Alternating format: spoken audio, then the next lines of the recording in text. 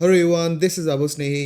और आज हम 23 दिसंबर के द हिंदू न्यूज़पेपर का एनालिसिस करेंगे, जिसमें हम देखेंगे कि कैसे करंट अफेयर्स को यूज़ करके हम प्रीलिम्स एंड मेंस की प्रिपरेशन को और भी ज़्यादा इंप्रूव कर सकते हैं। अगर आपको ये वीडियो अच्छा लगे तो प्लीज़ लाइक करना, और ऐसे ही रेगुलर वीडियोज़ के लिए विद्यार्थी इसके चैनल को सब्सक्राइब भी करना। स्टार्ट करते हैं पहली न्यूज़ से। India Kuwait elevate ties to strategic partnership. So अभी मैंने आपको लास्ट के कुछ सेशंस में बताया था कि जो इंडिया के प्राइम मिनिस्टर हैं वो कुवैत में गए हुए हैं, और 21 एंड 22 दिसंबर तक का उनका प्लान है वहाँ पर। एंड बहुत सारे डिफरेंट टॉपिक्स से वहाँ पर बात होगी। फिर मैंने आपको ये भी बताया था कि कुवैत की जो ओवरऑल लोकेशन है और कुवैत की जो इंटरनेशनल इंपॉर्टेंस है वो काफ़ी ज़्यादा है। उसके लिए मैंने ये भी बताया था कि जो कुवैत है वो गल्फ़ कोऑपरेशन काउंसिल का अभी चेयरपर्सन भी है। वैसे गल्फ़ कोऑपरेशन काउंसिल का वो मेंबर भी है, अभी फ़िलहाल वो उसका चेयर भी है। जो ऑयल प्रोड्यूसिंग एक्सपोर्टिंग कंपनीज़ है, उसका वो फाउंडिंग मेंबर भी था, ठीक है? तो इन दोनों ऑर्गनाइज़ेशन से क्या फ़ायदा होता है कि अगर हम कुवैत के साथ अच्छे रिलेशंस एस्टैब्लिश करते हैं, तो डेफ़िनेटली इन दोनों ऑर्गनाइज़ेशंस के साथ भी हमारे जो अच्छे रिलेशंस हैं, वो बनेंगे। और इन ऑर्गनाइज़ेशंस के साथ अच्छे रिलेशंस बनाने का क्या फ़ायदा? सिंपल सी बात है, इंडिया अराउंड 80 टू 85% जितनी भी हमारी पेट्रोलियम बेस्ड एनर्जी डिमांड है, ये हम इंपोर्ट करके फुलफ़िल करते हैं। और यही बहुत सारी कंट्रीज़ हैं जिनके पास ऑयल प्रोड्यूसिंग कैपेसिटी है, और यही कंट्रीज़ हैं जो कि ऑयल को एक्सपोर्ट करती हैं। तो इनके साथ गुड रिलेशंस के कारण हम हमारी एनर्जी सिक्योरिटी को काफ़ी ज़्यादा इम्प्रूव कर पाएंगे। तो ये चीज़ है जो आपको ध्यान रखनी है, ठीक है? और इसी के लिए कुवैत के साथ अच्छे रिलेशन ज़रूरी हैं। एक और चीज़ कि ऑलमोस्ट 40+ ईयर्स हो गए जब कोई प्राइम मिनिस्टर कुवैत के अंदर गए थे, ठीक है? तो ये भी एक बहुत बड़ा स्टेप है जो कि आपको ध्यान रखना है। और यहाँ पे डिफेंस कोऑपरेशन को लेकर एक बहुत ही important memorandum of understanding sign हुआ है दोनों कंट्रीज़ के बीच में। अब इसकी जितनी भी डिटेल्स है वो इतनी इंपॉर्टेंट नहीं है, और ना ही बहुत सारी डिटेल्स अभी पब्लिक भी नहीं है। तो जितना हमें पता है उसके अकॉर्डिंग हमें इसको ध्यान रखना है। अगर कुवैत की लोकेशन की बात करें, क्योंकि अभी कुवैत न्यूज़ में है, तो ये प्लेस इन न्यूज़ के टॉपिक का पार्ट हो जाता है, तो इसकी लोकेशन बहुत इंपॉर्टेंट हो जाती है। आप देख सकते हो यहाँ पर है कुवैत, और ये डायरेक्टली पर्शियन गल्फ से अटैच्ड है। तो ऐसे क्वेश्चंस आते हैं, तो पर्शियन गल्फ के एकदम साइड में है कुवैत। एंड ये जो पर्शियन गल्फ है, इसके अलावा कुवैत के साउथ में कंट्री है सऊदी अरेबिया, और कुवैत के नॉर्थ में है इराक, ठीक है? कुवैत के नॉर्थ में इराक। एक और चीज़ आप ध्यान रखना, यहाँ पे एक छोटी सी एक बॉर्डर है जिसके थ्रू जो इराक है वो भी पर्शियन गल्फ के क्या है, कनेक्ट में है। तो ये भी आपको ध्यान रखना है कि कुवैत दो ही कंट्री के साथ बॉर्डर बनाता है, सऊदी अरेबिया एंड इराक। और इराक जो है वो पर्शियन गल्फ के साथ बहुत ही छोटी सी बॉर्डर बनाता है, ठीक है? इस साइड ईरान है, लेकिन ईरान और कुवैत की कोई बॉर्डर नहीं है। उसके अलावा यहाँ पे पर्शियन गल्फ है, सऊदी अरेबिया के इस साइड है रेड सी, ठीक है? ये है रेड सी। एंड यहाँ पर है गल्फ ऑफ ओमान, एंड यहाँ पे नीचे है gulf of Aden, gulf of Aden. Fine. और ये जो वाटर बॉडी है, ये जो बहुत ही छोटा सा पॉइंट है, ये एक चोक पॉइंट है। अब आप खुद ही देखो, अगर इसको किसी ने रोक लिया, तो पर्शियन गल्फ से जितने भी टैंकर्स हैं, जितने भी ऑयल टैंकर्स हैं, क्योंकि यहाँ पे बहुत सारा ऑयल मूव होता है इस रीजन से, और रेड सी से भी बहुत ज़्यादा ऑयल मूव होता है। अगर इस पॉइंट को किसी ने कैप्चर कर लिया, तो इतना सारा ऑयल बाहर जा नहीं पाएगा, और बहुत बड़ी प्रॉब्लम हो जाएगी। तो ये जो चोक पॉइंट है, इसको हम स्ट्रेट ऑफ हॉर्मूज के नाम से भी जानते हैं, ठीक है? ये बहुत सारी डिटेल्स हैं जो मैंने पहले भी आपसे डिस्कस करी है, बट अब वो आपका रिवीजन हो जाएगा, ये आपको ध्यान रखना है। तो कुवैत के बारे में अभी इतना ही इंपॉर्टेंट चीज़ें हैं। पिछले लेक्चर में 21 दिसंबर के एनालिसिस में मैंने बहुत अच्छे से कुवैत का डिस्कशन किया था। प्लीज़ उसको भी जाके आप एक बार सिर्फ कुवैत वाला सेक्शन देख लेना, वो काफ़ी इंपॉर्टेंट है। चलते हैं नेक्स्ट न्यूज़ एनालिसिस पर। हाफ ऑफ मनरेगा sites inspected in Bengal showed flaws, RTI reply suggest that. So हुआ क्या है, देखो, मनरेगा एक ऐसी बहुत ही ज़्यादा इंपॉर्टेंट स्कीम है जो पहले सिर्फ स्कीम थी, ठीक है? स्कीम थी एग्जीक्यूटिव की। जो एग्जीक्यूटिव है, जो सेंट्रल गवर्नमेंट है, उसने ये स्कीम बना रखी थी। और स्कीम बनाने से ये होता है कि जब गवर्नमेंट के पास पैसा खत्म हो जाए या गवर्नमेंट के पास रिसोर्सेज खत्म हो जाए, तब वो लोगों को बोल सकती है कि अब हम आपको इस स्कीम का बेनिफिट नहीं दे सकते, क्योंकि जो रिसोर्सेज है वो खत्म हो गए। लेकिन क्या करा गया, लेजिस्लेटिव असेंबली ने, नॉट लेजिस्लेटिव असेंबली, पार्लियामेंट ने, लेजिस्लेचर ने इस ये जो स्कीम थी ना, इसको एक लॉ में कन्वर्ट कर दिया और इसका एक्ट पास कर दिया। तो जब ये स्कीम नहीं रहा अब एग्जीक्यूटिव की, ये लेजिस्लेचर का एक लॉ बन गया। तो अब ये राइट बन जाता है लोगों की, राइट टू वर्क में कन्वर्ट हो गया। लेकिन डेफिनेटली ये कॉन्स्टिट्यूशनल राइट टू वर्क नहीं है, ये लीगल राइट टू वर्क है, जो कि लीगल मतलब जो आपको किसी लॉ से मिली है, क्योंकि मनरेगा कॉन्स्टिट्यूशन में नहीं लिखा है, मनरेगा को एक अलग से लॉ बनाया गया है। तो ये लीगल राइट टू वर्क लोगों की बन जाती है। इसमें क्या होता है, 100 डेज तक का जो वर्क है वो गारंटीड वर्क है रूरल हाउस में एक अडल्ट के लिए, ठीक है। और ये पर साल है, 100 डेज पर ईयर।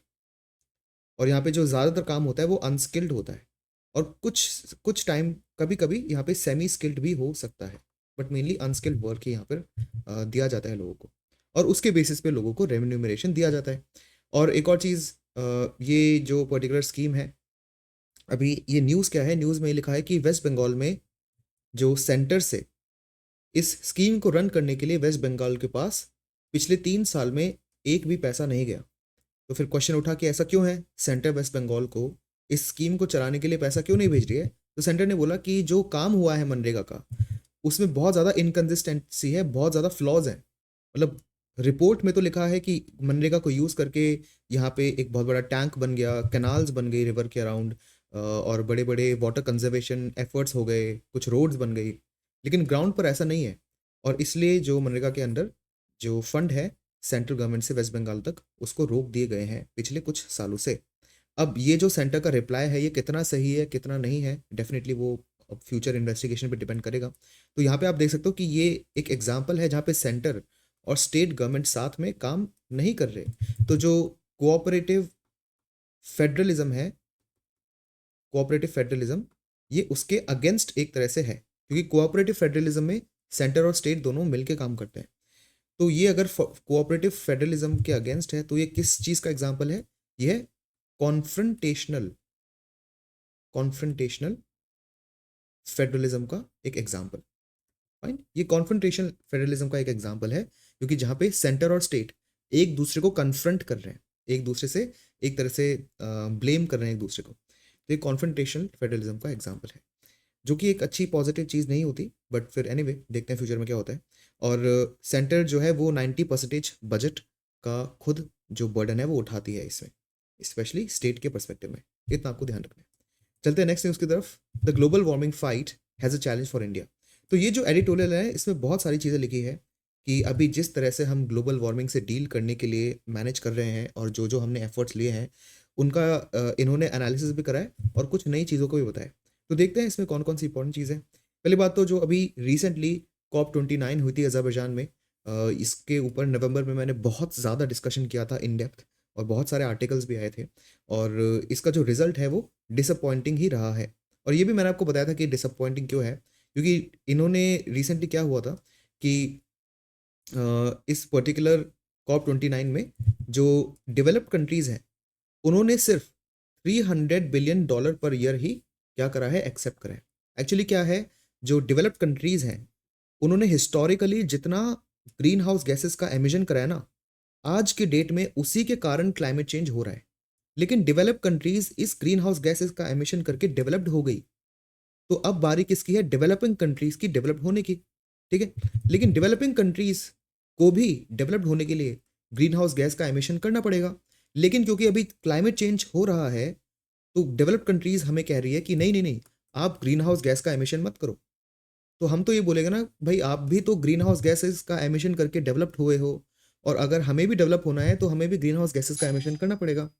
तो डेवलप्ड कंट्रीज कुछ और आंसर देती हैं। तो रिस्पॉन्स ये आता है कि आप ग्रीन हाउस गैसेस की जगह रिन्यूएबल एनर्जी को यूज करके अपनी इकोनॉमी को डेवलप करो। बट प्रॉब्लम यह है कि रिन्यूएबल एनर्जी बनाने में बहुत टाइम लगेगा अभी, मतलब उस स्केल तक पहुंचने में, और एट द सेम टाइम ये पूरा प्रोसेस बहुत ज़्यादा एक्सपेंसिव भी होगा, ठीक है, बहुत ज़्यादा एक्सपेंसिव होगा।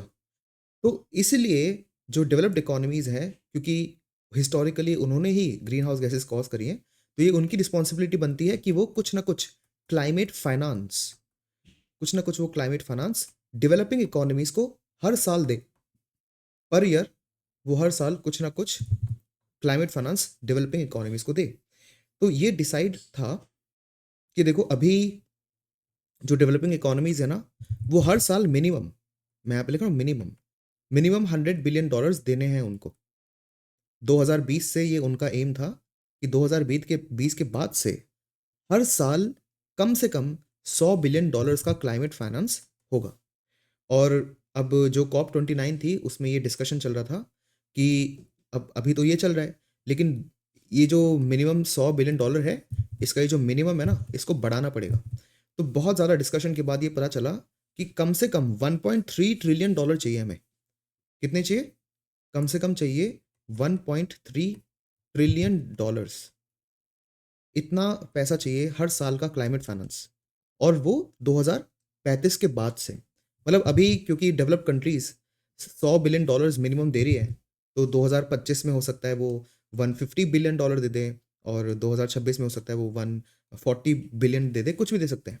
द थिंग इज कि ये जितना हर साल developed countries climate finance provide कर रही है, वो बढ़ता रहना चाहिए। और बढ़ते बढ़ते 2035 तक ये जो मिनिमम है ना, ये मिनिमम $1300 बिलियन होना चाहिए। और 1300 मतलब $1300 बिलियन का मतलब ही होता है $1.3 ट्रिलियन। ठीक है, इसका मतलब यही हो गया। अभी $100 बिलियन है मिनिमम, 2035 तक ये क्या हो जाना चाहिए? $1300 बिलियन, मतलब $1.3 ट्रिलियन, ये मिनिमम होना चाहिए। और इसके ऊपर ही फिर डेवलप्ड कंट्रीज हर साल क्लाइमेट फाइनेंस प्रोवाइड करेगी। लेकिन ये था साइंटिफिक कैलकुलेशन कि 1.3 ट्रिलियन देना चाहिए। लेकिन अजरबैजान की जो कॉप 29 थी, इसमें डेवलप्ड कंट्रीज $300 बिलियन देने के लिए ही रेडी हुई 2035 तक, जो कि बहुत कम अमाउंट है। ठीक है, बहुत कम अमाउंट है, और ये अच्छी डेवलपमेंट नहीं है। तो एक तो प्रॉब्लम ये हुई अभी, और इसलिए यहाँ पे ऑथर ने लिखा है कि ये जो अभी कॉप 29 की मीट थी, ये काफ़ी डिसअपॉइंटिंग थी। उसके अलावा जो डिफरेंट डिफरेंट कंट्रीज ने नेट ज़ीरो का टारगेट भी लिया है। नेट ज़ीरो का टारगेट मतलब कि एक कंट्री कितना कार्बन डाइऑक्साइड, ये कार्बन डाइऑक्साइड एक तरीका है कार्बन एमिशन को चेक करने का, या पूरा जो ग्रीन हाउस गैसेस का एमिशन है, वो एमिशन कितना हो रहा है हर साल, उसको चेक करने के लिए हमने कार्बन डाइऑक्साइड को स्टैंडर्ड बना रखा है। ऐसे तो बहुत सारी गैसेस होती है जो कि ग्रीन हाउस गैसेस होती हैं, जिसके कारण क्लाइमेट चेंज हो रहा है, ग्लोबल वार्मिंग हो रही है, बट कार्बन डाइऑक्साइड को हमने एक स्टैंडर्ड बना रखा है। तो कार्बन डाइऑक्साइड इन जनरल हमें क्या करनी है, जो उसका एमिशन हो रहा है, ठीक है, उसको पहली बात तो एमिशन को कम करो। जितना हर साल एमिशन हो रहा है, चाहे वो व्हीकल से हो रहा है, वो इंडस्ट्रीज से हो रहा है, वो कहीं से भी हो रहा है। दूसरी चीज, हमें ऐसी भी कैपेसिटी बढ़ानी है जिसके कारण हम CO2 को कैप्चर कर पाए। CO2 को कैप्चर करना, एक पेड़ आपने लगाया, वो क्या कर रहा है? CO2 को ले रहा है, तभी तो वो फोटोसिंथेसिस कर पा रहा है। तो पेड़ लगाने से या एफॉरेस्टेशन करने से क्या होगा? CO2 कैप्चर होगा। तो हमें और भी बहुत सारी टेक्नोलॉजी है, नैनो टेक्नोलॉजी है, बायोटेक्नोलॉजी है, बहुत सारी चीज़ें हैं जिनके थ्रू हम कार्बन को कैप्चर कर सकते हैं, जो कि ऑलरेडी एनवायरनमेंट में है। तो हमें क्या करना है? एक तो जितना हम एमिशन करते हैं, मान लेते हैं कि हम हर साल, मैं एक बार बना लेता हूँ, मान लेते हैं हम हर साल इतना एमिशन करते थे, और हम हर साल इतने पेड़ लगाते थे। ठीक है, अब हमें क्या करना है? हर साल हमें ये जो एमिशन है ना, इसको कम करना है। अब मान लेते हैं जो हमारा हर साल का एमिशन है वो इतना रह गया सर, लेकिन जो पेड़ लगाते थे हम, प्लस जो हम बायोटेक्नोलॉजी को या नैनो टेक्नोलॉजी को यूज करके कार्बन को कैप्चर करेंगे, वो इतना बढ़ गया। मतलब हमने एमिशन को कम कर दिया जितना हम CO2 एमिट करते थे, और कार्बन जितना हम कैप्चर कर रहे थे एटमॉस्फेयर में से, और उसको कैप्चर करके स्टोर कर रहे थे, मतलब एटमॉस्फेयर के अंदर से कार्बन हमने कम कर दिया, उसको हमने क्या कर दिया? बढ़ा दिया। ठीक है, वो पहले यहाँ था, अब हमने उसको क्या कर दिया? बढ़ा दिया। तो देखो, अब जितना हमने एमिशन करा था और जितना हमने कैप्चर करा था, इसको सब्ट्रैक्ट करोगे तो यहाँ पे कुछ नंबर आएगा। लेकिन देखो, एमिशन और ये जो कैप्चर है, इसको माइनस करोगे तो जीरो आएगा, है ना, क्योंकि दोनों ऑलमोस्ट बराबर ही है। तो इसी को बोलते हैं net zero. Net zero is that sort of climate based या सस्टेनेबल इकोनॉमी जिसके अंदर एमिशन और कार्बन कैप्चर या कार्बन स्टोरेज का जो नंबर है वो इक्वल है। मतलब जितना आप कार्बन एमिट कर रहे हो उतना ही कार्बन आप कैप्चर कर रहे हो। सिंपल। तो ये नेट जीरो का टारगेट हर इकोनॉमी ने लिया है। डेवलप कंट्रीज का टारगेट है कि वो 2050 तक नेट जीरो अटेन कर लेंगी उनकी इकोनॉमी। चाइना का टारगेट है कि वो 2060 तक नेट जीरो अटेन करेगी। इंडिया का टारगेट है कि हम 2070 तक नेट जीरो को अटेन करेंगे। ये सारे डेटा प्रीलिम्स के लिए बहुत ज़्यादा इंपॉर्टेंट है। ठीक है, एंड ये है, और हमारी यही है कि नेट ज़ीरो के लिए हम 2070 तक हमने एक पर्टिकुलर एम ले रखा है।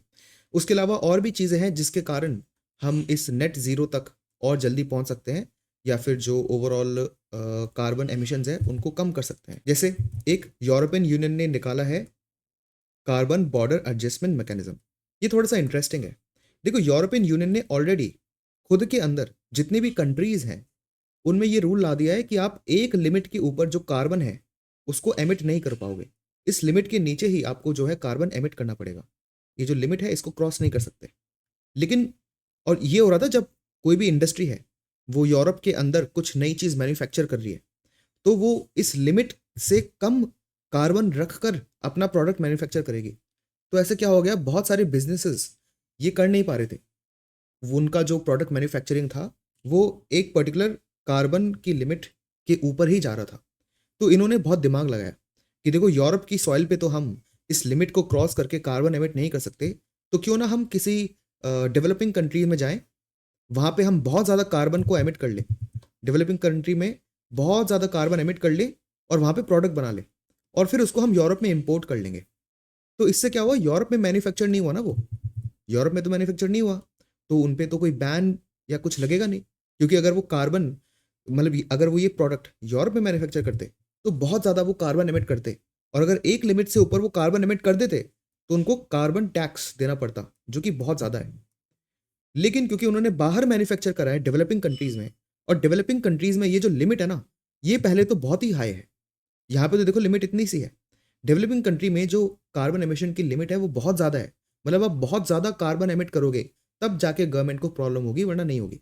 ऊपर से जो कार्बन टैक्स डेवलपिंग कंट्रीज़ ले रही है वो बहुत कम है, और जो यूरोपियन मैन्युफैक्चरिंग कंपनीज़ हैं, उनको कोई प्रॉब्लम नहीं है ये कार्बन टैक्स देने के लिए डेवलपिंग कंट्रीज़ के अंदर, क्योंकि ये बहुत ही सस्ता है, तो देने में कोई प्रॉब्लम नहीं है। ऊपर से ये जो कार्बन के एमिशन का ये जो अपर लिमिट है, ये बहुत ऊपर है, तो बहुत केसेस में तो उनको कार्बन टैक्स देने की नौबत भी नहीं आती, और उसी को मतलब वो अपने प्रोडक्ट को डेवलपिंग कंट्री में मैन्युफैक्चर करके यूरोप में इंपोर्ट कर लेते हैं। तो ये एक प्रोसीजर वो कर रहे थे, ये लूप होल उन्होंने ढूंढ लिया। तो यूरोपियन यूनियन ने भी इसका एक बहुत ही सिंपल सोल्यूशन निकाला। उन्होंने ये जो रूल है ना, वो अप्लाई कर दिया इंपोर्टेड प्रोडक्ट्स पर भी। ठीक है, अब इंपोर्टेड प्रोडक्ट्स पर भी उन्होंने क्या करा, ये रूल अप्लाई कर दिया। मतलब कि यूरोपियन कंट्रीज जो भी है, सॉरी यूरोपियन कंपनीज जो भी हैं, वो कहीं भी प्रोडक्ट्स मैन्युफैक्चर कर ले, फर्क नहीं पड़ता। अगर जो प्रोडक्ट मैन्युफैक्चर हुआ है वो उस कंट्री में मैन्युफैक्चर हुआ है जहां पे ये जो लिमिट है कार्बन की, कि आप इतने कार्बन एमिट करोगे तब जाके आप पे कार्बन टैक्स लगेगा।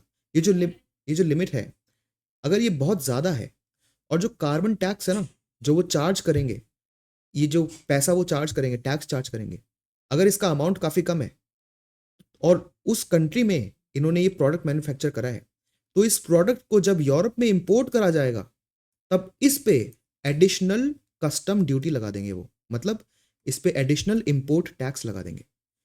तो घूम फिरा के अगर वो कोई भी यूरोपियन कंपनी है, वो खुद की कंट्री के अंदर मैन्युफैक्चर करके जो कार्बन टैक्स देती, उससे बचने के लिए उसने दूसरी कंट्री में वो मैन्युफैक्चर कर लिया जहाँ पे उसको कार्बन टैक्स नहीं देना पड़ा, और देना भी पड़ा तो बहुत कम था, और उसके बाद उन्होंने वही प्रोडक्ट घुमा फिरा के यूरोप में इंपोर्ट कर लिया। तो यूरोप की जो यूरोपियन यूनियन जो है, वो उसको फिर से टैक्स कर देगा, इंपोर्ट पर ही टैक्स लगा देगा, ताकि ये जो लूप होल है इसका फ़ायदा ना उठाया जाए। ये है कार्बन बॉर्डर एडजस्टमेंट मैकेनिज्म, और ये 2026 से लागू हो जाएगा। इतना आपको ध्यान रखना है। तो एक तो ये है। दूसरी चीज़ और क्या एफर्ट्स लिए जा रहे हैं, दूसरा ये है कि पीकिंग ऑफ एमिशन पे ज़्यादा फोकस लिया जा रहा है। G7 के अंदर बहुत सारी जो मेजर इकोनॉमीज़ हैं, उन्होंने 2025 को पीकिंग का टारगेट बताया है। अब इसका मतलब क्या है वो मैं समझाता हूँ। एक ना ग्राफ बनाता हूँ मैं, उससे ये सारी चीज़ें बहुत ही ईजिली समझ में आ जाएगी। देखो, रेड लाइन जो है वो डिपिक्ट करेगी आपके कार्बन एमिशन, जो कार्बन आप एमिट कर रहे हो। ग्रीन लाइन एमिट करेगी आपने कितना कार्बन कैप्चर कर लिया और स्टोर कर लिया। ठीक है, इतना आपको ध्यान रखना है। तो सपोज अभी 2024 में जो कार्बन एमिशन है वो यहाँ पर है, और जो कार्बन कैप्चर और स्टोरेज है वो काफ़ी कम है ऑब्वियसली। और इंडिया की ही बात करते हैं, मान लेते हैं इंडिया का क्या टारगेट है। मान लेते हैं यहाँ पे 30 है, यहाँ पे 40 लिखा है, यहाँ पे 2050 है, यहाँ 2060 है, और यहाँ पे 2070 आ गया, ये क्या 2070। इंडिया का ये ईयर टारगेट है जब ये रेड और ये ग्रीन डॉट दोनों बराबर होंगे। तो हम क्या चाहते हैं, देखो अभी जो हमारे एमिशन है ना, कार्बन एमिशन, वो आज की डेट से कम होना चालू नहीं होंगे, है ना, ऑब्वियसली, क्योंकि अभी भी तो हमारी पूरी इकोनॉमी कोल पर, पेट्रोल पर और डीजल पर चल रही है। हाँ, हमारे सोसाइटी के अंदर इलेक्ट्रिक व्हीकल्स का नंबर बढ़ रहा है, सोलर एनर्जी का अडॉप्शन बढ़ रहा है, लेकिन फिर भी जो ज़्यादातर आप एनर्जी यूज़ कर रहे हो ना, इलेक्ट्रिसिटी, इलेक्ट्रिसिटी किससे बन रही है? कोल से। आपकी गाड़ी किससे चल रही है? पेट्रोल डीजल से। जो बड़ी बड़ी इंडस्ट्रीज़ हैं उनके जो बहुत बड़े इंजन्स हैं वो किससे चल रहे हैं? डीजल से। तो सारा काम कार्बन से ही हो रहा है अभी फिलहाल। तो पहली बात तो हम क्या करेंगे, हमारा जो एमिशन है वो आज से खत्म होना या आज से कम होना तो चालू नहीं होगा, कुछ टाइम बाद वो कम होना चालू होगा। लेकिन ये है, जो हमारी कैप्चर और स्टोरेज वाली चीज़ है ना, वो हर साल बढ़ती जाएगी। ये बिल्कुल सही है, क्योंकि धीरे धीरे वो बढ़ रही है और हर साल वो बढ़ेगी, क्योंकि अब हर साल जो अभी रिसेंटली फॉरेस्ट की रिपोर्ट आई है उसमें जो हमारा नेट फॉरेस्ट है वो बढ़ गया है। और धीरे धीरे हम क्या कर रहे हैं, बहुत सारा टेक्नोलॉजीज को यूज़ करके कार्बन को एटमॉस्फेयर से और ज़्यादा हम कैप्चर भी करेंगे। और फ्यूचर में और अच्छी टेक्नोलॉजी आएगी जिससे हम एटमॉस्फेरिक कार्बन को कैप्चर करके स्टोर कर पाएंगे। तो मतलब जो कार्बन कैप्चर है ना, वो तो कंसिस्टेंटली बढ़ेगा, वो तो कंसिस्टेंटली बढ़ता जाएगा, बढ़ता जाएगा, बढ़ता जाएगा, ठीक है। लेकिन जो कार्बन एमिशन है वो आज की डेट से ही कम नहीं होगा, वो कुछ टाइम बाद कम होगा।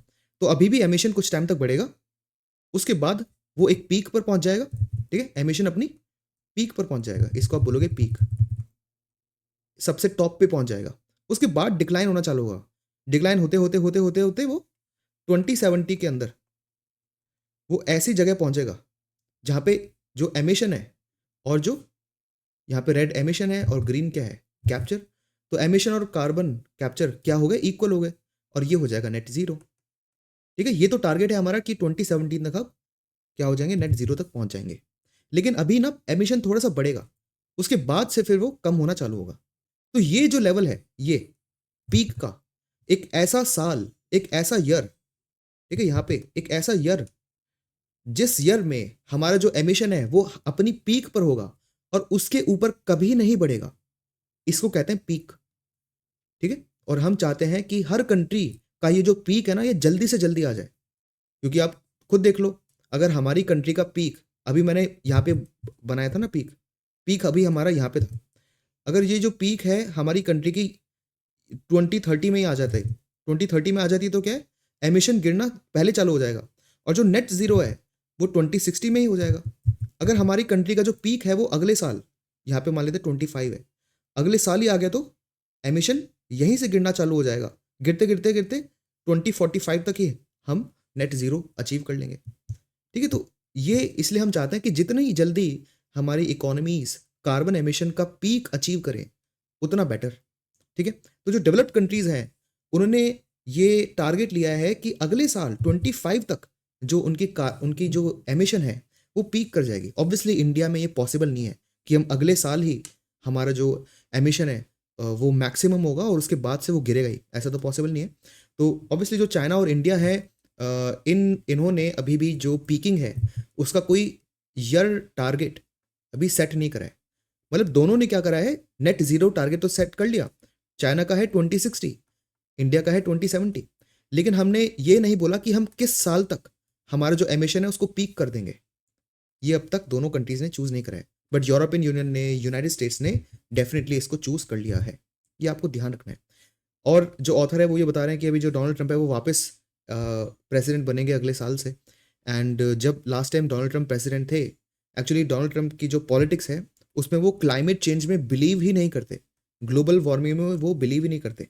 अब वो अलग रीज़न है ऐसा क्यों नहीं करते, बट द थिंग इज, इसके कारण उन्होंने यूनाइटेड स्टेट्स को क्या करा, जो कॉप की मीटिंग्स होती हैं UNFCCC की, क्लाइमेट चेंज की जो कॉन्फ्रेंस है उससे बाहर निकाल दिया था।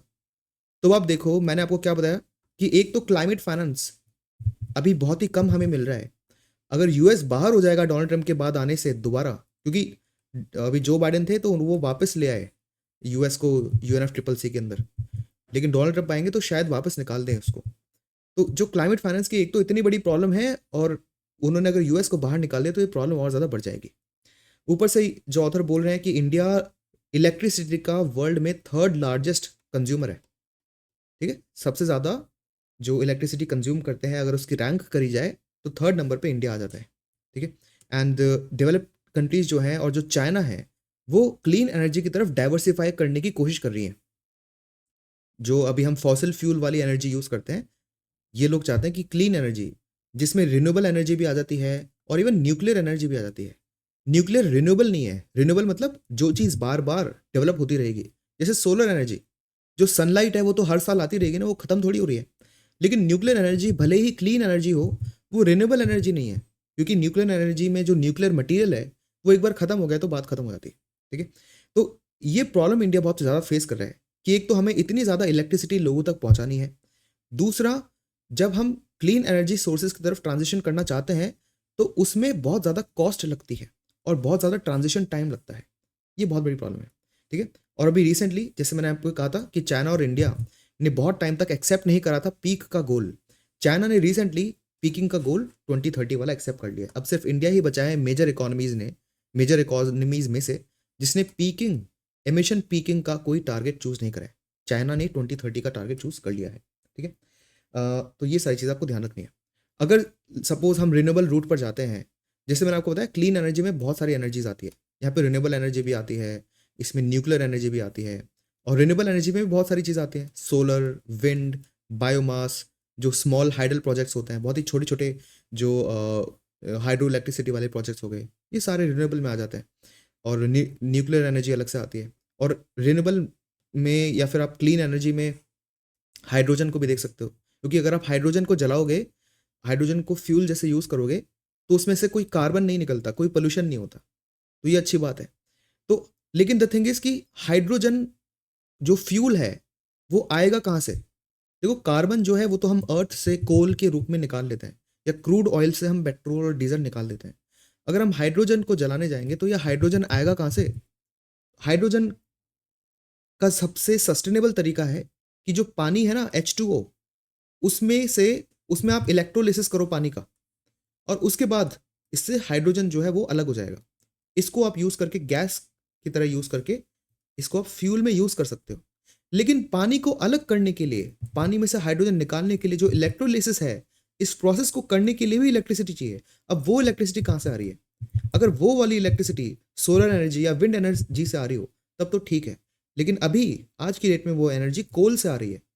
तो क्या फ़ायदा हुआ? आपने कोल से हाइड्रोजन को वाटर से अलग करा और फिर हाइड्रोजन को जलाया, तो कोल जल तो रहा है ना।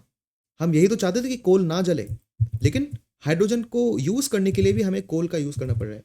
तो ऐसी बहुत सारी ट्रांजिशन वाली स्टेप्स हैं जिनको हमें पूरा करना पड़ेगा। और क्या हुआ था, पिछले साल जब यूनाइटेड अरब एमिरेट्स में जो COP28 की मीटिंग थी, तब बहुत सारी कंट्रीज़ ने 20 कंट्रीज़ ने अपनी न्यूक्लियर पावर को, खुद की जो कंट्रीज़ में न्यूक्लियर पावर है उसको 3 गुना करने की बात की थी। यूएस के अंदर ऑलरेडी 20% उनकी इलेक्ट्रिसिटी न्यूक्लियर पावर से आ रही है। फ्रांस के अंदर 70% उनकी जो इलेक्ट्रिसिटी है वो न्यूक्लियर पावर से आती है। इंडिया में ये जो नंबर है ये सिर्फ 3% है। तो मतलब हमें इतने सारे जो पर्टिकुलर डायमेंशंस हैं उन पे काम करना पड़ेगा हमारी एनर्जी सिक्योरिटी को इंश्योर करने के लिए। तो ये बहुत ही इंपॉर्टेंट एक एडिटोरियल था और काफ़ी इंटरेस्टिंग भी था। चलते नेक्स्ट न्यूज़ की तरफ। Pie in the sky, the simultaneous elections idea is a non starter. So जो पर्टिकुलर ऑथर हैं ये बता रहे हैं कि वन नेशन वन इलेक्शन एक अच्छा आइडिया नहीं है। अभी ऑथर का पर्सनल ओपिनियन है, बट देखते हैं कि वो क्या क्या चीज़ें बोल रहे हैं। सो अभी क्या है, यूनियन गवर्नमेंट ने 2 बिल इंट्रोड्यूस करें। ये मैंने आपको बहुत बार बताया है कि वन नेशन वन इलेक्शन का मतलब ये है कि इंडिया में ना 28 स्टेट्स हैं, इनका, और 28 स्टेट्स के पास लेजिस्लेटिव असेंबली है। तो इनकी जो लेजिस्लेटिव असेंबली के इलेक्शंस हैं उनको सिंक करना है किसके साथ? लोकसभा के साथ, ताकि दोनों के इलेक्शंस एक ही साल में हो जाए। अभी क्या होता है, लोकसभा के इलेक्शन हो गए, अब देखो इस साल लोकसभा के इलेक्शन थे, अगले साल कुछ स्टेट्स के इलेक्शन है, उसके भी अगले साल कुछ स्टेट्स के इलेक्शन है। तो ये माना जा रहा है कि क्यों ना जब लोकसभा के इलेक्शन हो रहे हैं तभी सारे स्टेट्स के लेजिस्लेटिव असेंबली के इलेक्शन करा के निपटा दें।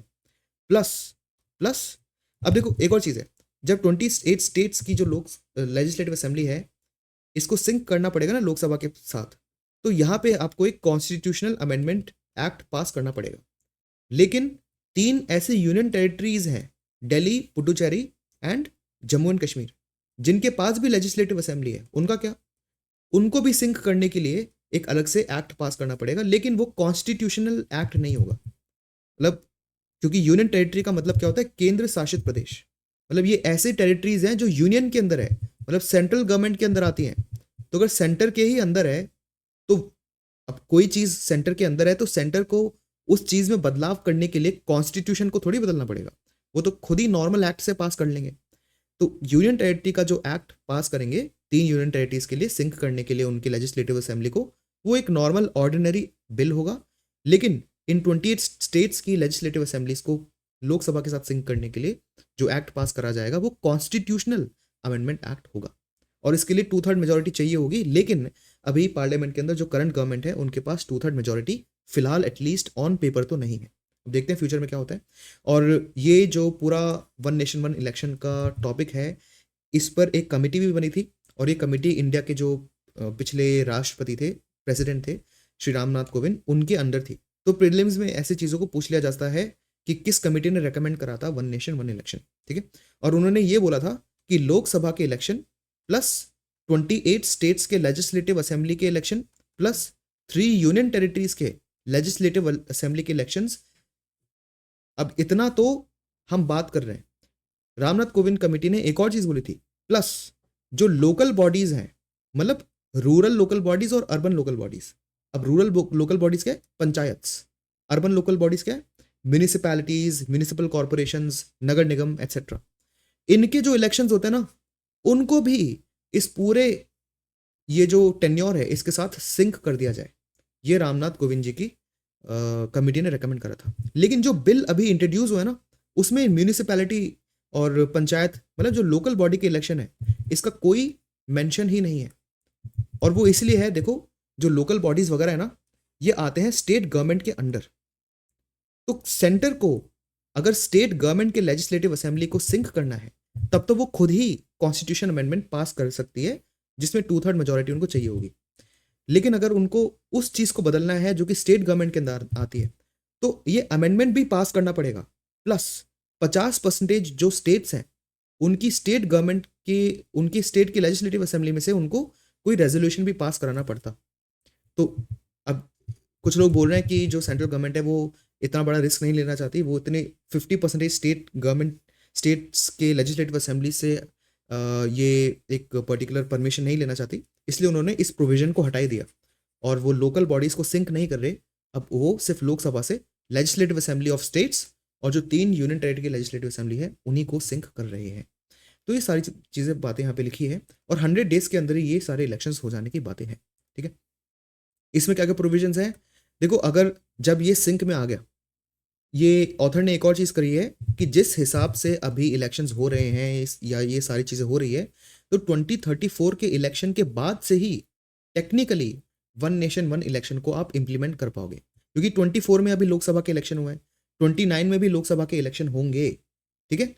और इसके बीच में जो 25 है, 26 है, 27 है, 28 है, इन सालों, इन सारे सालों के अंदर भी क्या होगा, बहुत सारे स्टेट्स में इलेक्शन होंगे।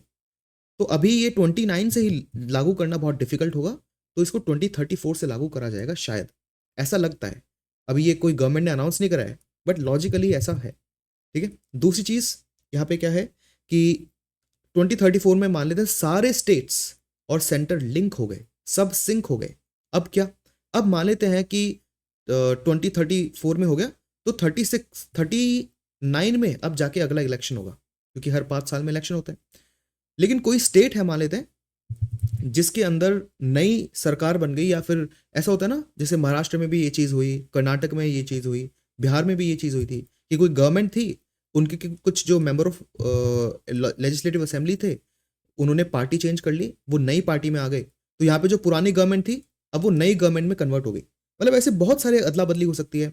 और ऐसे भी हो सकता है कि जो कोई स्टेट है जिसके अंदर कॉन्स्टिट्यूशनल मशीनरी से काम नहीं चल रहा, जैसे मणिपुर हो गया, बहुत सारे लोग बोल रहे हैं कि मणिपुर के अंदर आप प्रेसिडेंट रूल लगा दो। अब प्रेसिडेंट रूल लग जाता है तो कुछ केसेस में क्या होता है, जो स्टेट की लेजिस्लेटिव असेंबली है वो डिसॉल्व हो जाती है। तो ऐसे बहुत कारणों की वजह से हो सकता है 2036 में क्या हुआ, कोई स्टेट है, अब उसकी लेजिस्लेटिव असेंबली डिसॉल्व हो गई, तो अब क्या होगा, अब 2 ऑप्शंस है। यहाँ पे ये लिखा है कि 2036 में इलेक्शन करा लेंगे, ठीक है, लेकिन जो अब 2036 में इलेक्शन करा के जो चीफ मिनिस्टर अब अपॉइंट होगा ना, अब वो 5 साल का टर्म नहीं होगा उसका, अब उसका सिर्फ 2039 तक ही टर्म होगा। मतलब वो सिर्फ 3 साल के लिए ही सीट पर बैठेगा।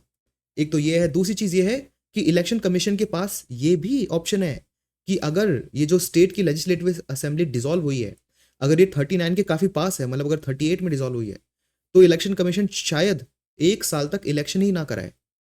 ये भी ऑप्शन है उनके पास कि वो इलेक्शन ही ना कराए, इसको सिंक करे रहने के लिए। ऑथर के ओपिनियन में ये जो प्रोविजंस है ये बहुत ज़्यादा एंटी फेडरल है। जो फेडरलिज्म होता है जिसमें सेंटर एंड स्टेट पावर को शेयर करते हैं और खुद की रिस्पॉन्सिबिलिटीज को डिवाइड करते हैं, वो जो पर्टिकुलर प्रिंसिपल है उसका वायलेशन हो रहा है ऑथर के अकॉर्डिंग। ठीक है। और अगर आपको बीच में इलेक्शन कराने पड़ रहे हैं, तो फिर जो आपका कॉस्ट कटिंग का एम था कि इतने सारे इलेक्शंस आप हर साल कराते रहते हो, इससे बेटर है एक ही साल में सारे इलेक्शन करा लो, उससे कॉस्ट कट हो जाएगी, बच जाएगी बहुत ज़्यादा। तो अगर बीच में इलेक्शन कराने पड़ रहे हैं तो फिर कॉस्ट कटिंग का जो जो एम था वो पूरा ही नहीं हुआ, क्योंकि वापस इलेक्शन कराने पड़ रहे हैं। तो ये भी कुछ इसमें प्रॉब्लम्स ऑथर बताते हैं। Next, putting the beacon at India's under sea warfare power. तो ये एक आर्टिकल है, एडिटोरियल है, जिसमें जो नए अपडेट हैं इंडिया की जो नेवी है उसके रिगार्डिंग यहाँ पे कुछ चीज़ें मेंशन है। तो यहाँ पे कुछ प्रीलिम्स के लिए प्रोडक्ट्स है। मेनली जो यूपीएससी में क्वेश्चंस आएंगे वो थोड़े से बेसिक आते हैं डिफेंस को लेके, बट जो वनडे एग्जामिनेशंस हैं या फिर जो स्टेट पीसीएस है उसमें थोड़ा सा डिटेल में क्वेश्चन आ सकता है। तो ये डेटा काफ़ी इंपॉर्टेंट होगा आपके लिए। एक बार आपको थोड़ा पता तो होना ही चाहिए इसके बारे में, क्योंकि डिफेंस पे क्वेश्चन मेंस में भी आ सकता है। तो इनमें से अगर आपको कोई पॉइंट इंपॉर्टेंट लगे तो आप वहाँ पे इम्प्रूव करके उसको इंक्लूड भी कर सकते हैं। तो पहली चीज़ ये तो आपको ध्यान रखना है कि ऑपरेशन संकल्प अभी चला था 2024 में, और ये था कि जो गल्फ वाला रीजन है, स्ट्रेट ऑफ हॉर्मूज को लेके रेड सी तक, उसको प्रोटेक्ट करना। अब ये मैंने आपको स्टार्टिंग में ही बता दिया था मैप लगा के यहाँ पर, और इसलिए मैंने आपको यहाँ पे पूरा मैप अटैच करके बताया था कि देखो ये क्या है, स्ट्रेट ऑफ हॉर्मूज, ठीक है, और ये है गल्फ ऑफ एडन, और ये है रेड सी।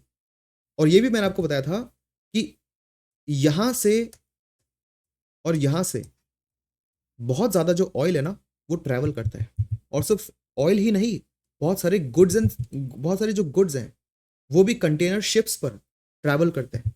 और यहाँ पे नीचे की साइड है सोमालिया के पायरेट्स, और यहाँ पे इधर क्या है, यमन। यमन में जो हौदीज हैं वो बहुत ज़्यादा अटैक कर रहे हैं, तो वो इस पूरे रीजन में बहुत ज़्यादा अटैक कर रहे हैं। तो मतलब एक इतना इंपॉर्टेंट एक जियो पॉलिटिकल पॉइंट जहाँ पे बहुत सारे गुड्स जा रहे हैं, बहुत ज़्यादा ऑयल ट्रैवल हो रहा है, ये पूरा रीजन बहुत ज़्यादा पायरेसी, क्योंकि पायरेट्स है ना बहुत ज़्यादा यहाँ पे, तो पायरेसी के थ्रेट में भी है। तो इसी को प्रोटेक्ट करने के लिए और इंडिया की एनर्जी सिक्योरिटी को प्रोटेक्ट करने के लिए ऑपरेशन संकल्प अभी चल रहा था। ठीक है, ये आपको ध्यान रखना है इसका नाम, कि ये क्यों था न्यूज़ में। उसके अलावा आईएनएस अरिहंत ये कमीशन होगी, और ये इंडिया की दूसरी खुद की बनाई हुई indigenous nuclear powered ballistic missile submarine है। ठीक है, सो बैलिस्टिक मिसाइल क्या होती है, एक ऐसी मिसाइल जिसको आपने यहाँ से छोड़ा और वो ऐसे जाके गिर जाती है, मतलब जो प्रॉपर ट्रेजेक्टरी होती है ना उसको फॉलो करती है। तो एक ऐसी सबमरीन है जो न्यूक्लियर पावर्ड है। ठीक है, प्लस उसके अंदर न्यूक्लियर केपेबल बैलिस्टिक मिसाइल भी है। मतलब आपको ध्यान रखना है कि ये एक ऐसी सबमरीन है जिसका इंजन न्यूक्लियर एनर्जी पे चलता है, प्लस इसके पास ऐसी बैलिस्टिक मिसाइल्स हैं जो कि न्यूक्लियर केपेबल है। मतलब आप कोई भी मिसाइल है ना, कोई भी मिसाइल जो होती है उसके ऊपर एक चीज़ होती है जिसको आप कहते हो पेलोड।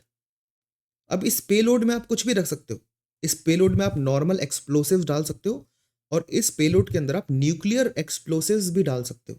तो मिसाइल कुछ भी कर सकती है, मतलब कोई भी पेलोड कहीं भी ले जाके ये गिरा सकती है। ठीक है, तो ऐसी बैलिस्टिक मिसाइल इसके अंदर आप डाल सकते हो जिसके जो न्यूक्लियर केपेबल है, और ये जो सबमरीन है इसका जो इंजन है वो न्यूक्लियर एनर्जी से चलता है। तो ये बहुत इंपॉर्टेंट है, और ये इंडिया की दूसरी ऐसी सबमरीन है जो कि SSBN है, और इंडिया ने खुद ने बनाई है, और इंडिजिनस है। ठीक है, और INS अरिहंत जो थी ये इंडिया की पहली nuclear powered ballistic missile submarine थी।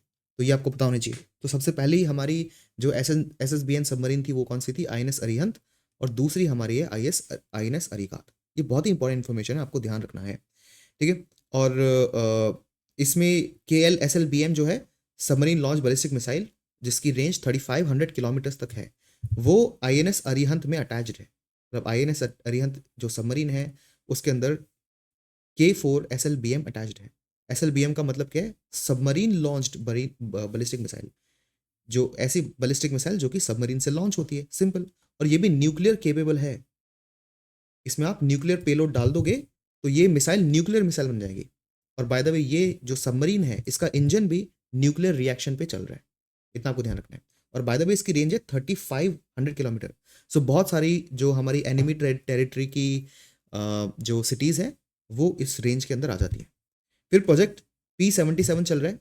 इतना डिटेल में आपको नहीं जाना, पर आपको इतना पता होना चाहिए कि जो P77 प्रोजेक्ट है ना, ये न्यूक्लियर पावर अटैक सबमरीन के लिए ही है, ठीक है, यही आपको ध्यान रखना है।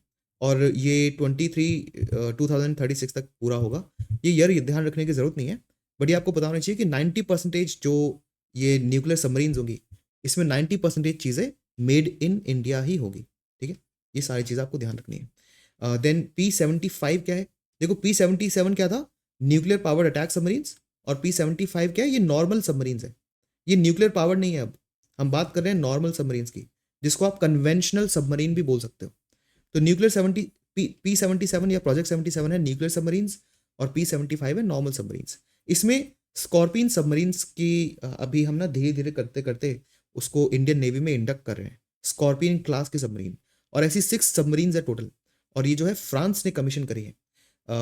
इसमें से अभी INS वक्षीर जो है वो अभी इंडिया के नेवी के अंदर इंडक्ट करी गई है। और बची हुई जो कुछ स्कॉर्पियन सबमरीन्स हैं वो अब फ्यूचर में इंडिजिनस ही बनेगी। एटलीस्ट 60% उनका जो कंटेंट है वो मेड इन इंडिया होगा। और अंडर वाटर व्हीकल्स भी, जो अंडर वाटर सबमरीन्स हैं वो अनमैन्ड मतलब ड्रोन्स, जैसे जो ऊपर वाले ड्रोन्स होते हैं जो उड़ते हैं, वैसे ही अंडर वाटर ड्रोन्स भी होंगे, जिसको आप अंडर वाटर, जैसे जो उड़ने वाले ड्रोन्स होते हैं आप उनको UAVs बोलते हो, सिंपल, अनमैन्ड एरियल व्हीकल्स। और UUV बोलोगे आप उनको, जो ऐसी मशीन्स हैं या ऐसी सबमरीन्स हैं जिनके अंदर कोई इंसान नहीं बैठा है, और वो ड्रोन्स जैसे हैं जो कि पानी के अंदर तैर रहे हैं, सिंपल। अब चैलेंजेस क्या है इस पूरे प्रोजेक्ट में कि हमारी जो मिसमैच है वो बहुत ज़्यादा है। जितना हम एक्वायर कर रहे हैं और जितना हम मॉडर्नाइज करने की हमारी डिमांड है अभी, वो एक्विजिशन उसको मीट नहीं कर रही। हमारा बहुत सारा नेवी का ऐसा डिफेंस इक्विपमेंट है जिसको मॉडर्नाइज करने की ज़रूरत है, जिसको रिपेयर और रिप्लेस करने की ज़रूरत है, लेकिन उतना एक्विजिशन हम नहीं कर रहे अभी, ठीक है। और बहुत ज़्यादा डिले भी हो रहा है टेंडर्स वगैरह देने में। तो ये कुछ प्रॉब्लम्स है जो आपको पता होनी चाहिए। चलते हैं नेक्स्ट न्यूज़ की तरफ। Tiger from Similipal forest in Odisha strays into Purulia in west Bengal. तो एक बेसिक सी न्यूज़ है कि एक टाइगर था जो कि सिमलीपाल फॉरेस्ट के अंदर था, वो वेस्ट बंगाल में पहुंच गया। अब इतनी सी न्यूज़ है और इतना इंपॉर्टेंट ये न्यूज़ नहीं है, इससे कोई क्वेश्चन नहीं बनेगा, लेकिन इस न्यूज़ के कारण सिमलीपाल जो रिजर्व फॉरेस्ट है वो न्यूज़ में आ गया, ठीक है। तो अब ये हो गया प्लेसेस इन न्यूज़ का पार्ट। इस पे अब क्वेश्चन प्रीलिम्स में अलग से बन सकता है। वैसे भी ये बहुत इंपॉर्टेंट फॉरेस्ट है, स्टैटिक पोर्शन में भी है, तो वैसे भी क्वेश्चन बन सकता है, क्योंकि ये न्यूज़ में आ गया तो और चांसेस बन जाते हैं इस पे क्वेश्चन बनने के। तो देख लेते हैं, जो सिमलीपाल नेशनल पार्क है वो यहाँ पर है, और यहाँ पे एक लाइन से आपको दिख रहा होगा कि ये है वेस्ट बंगाल और उड़ीसा की टेरिटरी। तो एक टाइगर था जो कि यहाँ से स्ट्रे होते होते क्या कर गया, वेस्ट बंगाल क्रॉस करके चला गया। और क्या क्या इंपॉर्टेंट चीज़ें आपको यहाँ पे ध्यान रखनी है, अगर आप थोड़े ध्यान से देखो तो यहाँ पे एक ब्लू लाइन जा रही है, ठीक है। तो यहाँ पे एक रिवर है, यहाँ पे एक रिवर है जो कि ओडिशा और वेस्ट बंगाल की बॉर्डर पे है। इसका नाम है सुबर्ण रेखा रिवर,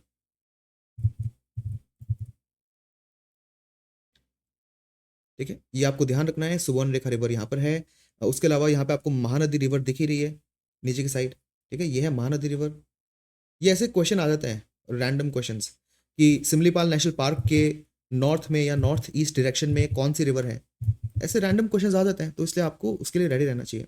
और यहाँ पे है ब्रह्माणी रिवर, ये जो रिवर आपको एक और दिख रही होगी यहाँ पे, ये ब्रह्माणी रिवर है।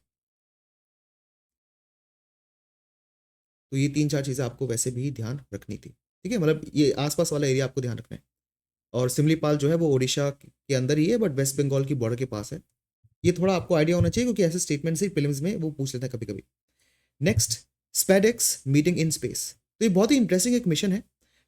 इसमें क्या होगा, देखो हम यूजुअली जब सैटेलाइट को लॉन्च करते हैं अर्थ से, तो वो फिर लॉन्च होने के बाद अर्थ के अराउंड एक ऑर्बिट में घूमती रहती है, और यूजुअली जो ऑर्बिट होता है वो थोड़ा सा एलिप्टिकल होता है। मतलब परफेक्टली सर्कुलर नहीं होगा, वो थोड़ा ऐसा होता है, एलिप्टिकल ऑर्बिट वो ऐसा होता है।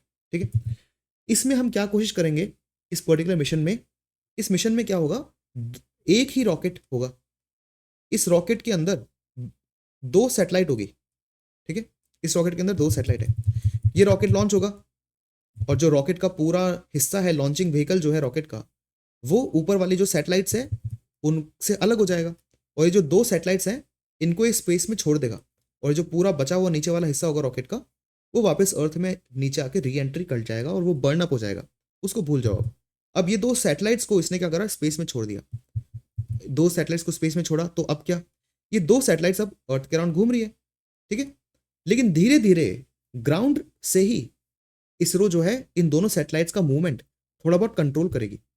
कंट्रोल करते करते जब ये अर्थ के अराउंड ऐसे रोटेट रिवॉल्व कर रही है ना ये दोनों सैटेलाइट्स, उसी टाइम क्या करा जाएगा, इन सैटेलाइट्स को धीरे धीरे एक दूसरे के पास लाया जाएगा, और यहाँ पे कुछ ऐसा इक्विपमेंट है जिसके थ्रू ये दो सैटेलाइट्स को इतना पास लाया जाएगा कि ये दोनों क्या करे, कनेक्ट हो जाए।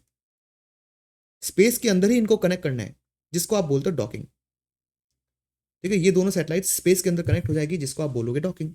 तो ये एक मिशन है और ये एक एक्सपेरिमेंट है जो कि हम करना चाहते हैं। देखो अभी आपको पता है कि स्पेस के अंदर अर्थ के जो चक्कर लगा रही हैं बहुत सारी सैटेलाइट्स हैं, उसके अलावा एक स्पेस स्टेशन भी है।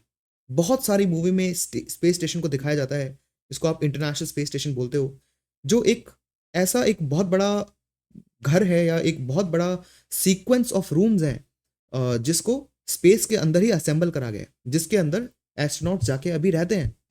ठीक है, तो ये जो इसको कैसे बनाया गया, सिंपल सी बात है, एक सैटेलाइट को लॉन्च करा गया, लेकिन एक रॉकेट को लॉन्च करा गया, उसके अंदर सैटेलाइट की जगह एक खाली रूम था। ऑब्वियसली ये जो रूम मैं बोल रहा हूँ ना, ये कहने की बात है, ये बहुत ही एक हाईली टेक्निकली एडवांस्ड एक कॉम्पैक्ट मॉड्यूल है जो अंदर से थोड़ा खाली है, जिसके अंदर कोई इंसान रह सकता है। तो इसको क्या करा, अर्थ के अराउंड स्पेस में छोड़ दिया, फिर एक और रॉकेट लॉन्च करा, फिर एक और ऐसी सेम मॉड्यूल को लॉन्च कर दिया और इनको स्पेस में जाके डॉक करवा दिया। एक और मॉड्यूल लॉन्च करा, उसको इससे कनेक्ट कर दिया, फिर एक और रॉकेट लॉन्च हुआ, फिर एक और रॉकेट लॉन्च हुआ। ऐसे करते करते इंटरनेशनल स्पेस स्टेशन आज इतना बड़ा हो चुका है और उसके अंदर इतने सारे रूम्स हैं, वो एक एक करते करते एक एक लॉन्च के साथ उसको कनेक्ट करा गया है, और ये पूरा सिस्टम जो है अर्थ के चक्कर लगा रहा है। अभी पहले सिर्फ एक लगाता था, अब सबको कनेक्ट करके पूरा चक्कर लगा रहा है, तो ये पूरा स्पेस स्टेशन बन गया। जो एस्ट्रोनॉट है यहाँ से पूरे स्पेस स्टेशन में वो ट्रैवल कर सकते हैं और अंदर रह सकते हैं, बहुत सारे काम कर सकते हैं, एक्सपेरिमेंट्स कर सकते हैं, ये सारी चीज़ें। तो ये जो डॉकिंग की कैपेसिटी है ना, ये आज तक सिर्फ 3 कंट्रीज के पास ही है। अगर इंडिया स्पेडैक्स के थ्रू इस डॉकिंग मैकेनिज्म को स्पेस में परफॉर्म कर लेता है, तो हम वर्ल्ड की 4th कंट्री बन जाएंगे ऐसा कुछ एक्सपेरिमेंट स्पेस में करवाने वाले। ठीक है, इससे ये फायदा होगा कि फ्यूचर में, अभी ये जो इंटरनेशनल स्पेस स्टेशन है इसमें इंडिया का कोई रोल नहीं था, हम चाहते हैं कि इंडिया का भी खुद का एक स्पेस स्टेशन हो, अपना हमारा खुद का स्पेस स्टेशन हो। तो वो बनाने के लिए हमें ऐसे एक्सपेरिमेंट्स करते रहने चाहिए, और स्पेडेक्स वही एक मिशन है। ठीक है, तो अब आपको हिस्ट्री समझ में आ गई, कॉन्टेक्स्ट समझ में आ गया। तो यहाँ पे जो भी लिखा है वो बहुत सिंपल है। इसरो इसको लॉन्च करेगी, दो सैटेलाइट्स हैं, डॉक करेंगी ये स्पेस के अंदर, सिंपल। और इसका हमारा एम क्या है कि जो हमारा फ्यूचर स्पेस स्टेशन है, जिसका नाम भारतीय अंतरिक्ष स्टेशन होगा, उसको हम बनाएंगे। इंडिया 4th कंट्री बन जाएगी इसको करने के बाद। और ये किस रॉकेट से जाएगी ये दोनों सैटेलाइट्स, ये PSLV C60 रॉकेट से इन दोनों सैटेलाइट्स को स्पेस में ले जाया जाएगा। और जो स्पेस क्राफ्ट का वेट है वो ऑलमोस्ट 220 kg का है, ईच स्पेस क्राफ्ट का वेट। और हाँ, बस इतना ही आपको ध्यान रखना है। ठीक है, तो बेसिक डिटेल्स हैं, और जो मैंने आपको समझाया वो ज़्यादा इंपॉर्टेंट है कॉन्सेप्चुअली। चलते हैं लास्ट एक पर्टिकुलर न्यूज़ के ऊपर। In big update, minimum possible mass of dark matter particles revised. अब होता क्या है, जब आप अपने आसपास देखोगे तो आपको मैटर दिखता है, आप अपने आप को देखते हो, आपके हाथ में बॉटल है, फ़ोन है, लैपटॉप है, टेबल है, जो भी है वो सब मैटर ही तो है। जो हवा है, एयर है, आप उसको देख नहीं सकते बट आप उसको फील कर सकते हो, वो भी मैटर ही है। द थिंग इज कि मैटर हर जगह है। ठीक है, और एक और चीज़ आपको पता होनी चाहिए, बहुत ही ब्रीफली मैं आपको बता रहा हूँ क्योंकि ये चीज़ स्टैटिक पोर्शन की है, बट ये जो नई न्यूज़ है इसको समझने के लिए बहुत ही ब्रीफली आपको बता रहा हूँ कि जो लाइट है ना, लाइट, हाँ वही लाइट जो जिसको आप देखते हो, जो बेसिकली छोटे छोटे फोटॉन से मिलके बनी है। तो जो लाइट है वो हमेशा स्ट्रेट लाइन में ट्रैवल करती है। लेकिन जब हमने गैलेक्सीज़ को देखा, जब हमने टेलीस्कोप को यूज़ करा आसमान के अंदर और बहुत सारी जो गैलेक्सीज़ हैं, उनको देखा, ठीक है? तो हमें ये पता चला कि जो लाइट है, हमें तो पता है वो स्ट्रेट लाइन में ट्रैवल कर रही है, लेकिन ये जो लाइट है, ये गैलेक्सीज़ के अराउंड ऐसे यूँ बेंड करके आ रही है, ठीक है? तो वो बेंड क्यों कर रही है? क्योंकि जो आइंस्टाइन है उनकी थ्योरी के अकॉर्डिंग जितना मास एक साथ इकट्ठा होगा, जो स्पेस टाइम है, वो उतना ज़्यादा बेंड होगा, ठीक है? ये थ्योरी है। अब स्पेस टाइम क्या है, ये भी मैं डिस्कस नहीं कर रहा, क्योंकि ये स्टैटिक का पोर्शन है। बट एनीवे आप ये ध्यान रख लो कि जो पूरा स्पेस टाइम है या पूरा जो स्पेस है, वो बेंड करता है जितना मास होता है। अब गैलेक्सी में बहुत ज़्यादा वजन है, बहुत ज़्यादा मास है, बहुत ज़्यादा उसके अंदर चीज़ें हैं, इसलिए जो उसने स्पेस को बेंड करा, तो टेक्निकली जो लाइट है वो तो स्ट्रेट लाइन में ट्रेवल कर रही है।